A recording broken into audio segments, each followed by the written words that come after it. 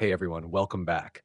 Today I'm going to show you the fastest and easiest way to link your Facebook business page to your Instagram account. Step 1, open Facebook and go to your Facebook page.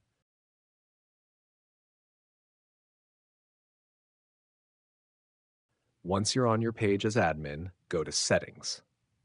Scroll down to Linked Accounts and click Instagram. Click Connect Account. Allow Instagram messaging access and hit Confirm.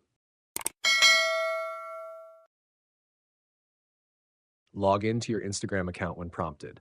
If needed, switch accounts to log in with the correct Instagram.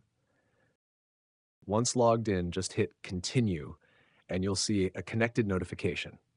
Now your Facebook page and Instagram are linked. You can also manage roles and permissions if you want. And that's it, super simple. If you found this video helpful, don't forget to like, comment, and maybe even subscribe. Thanks for watching, and I'll see you in the next one.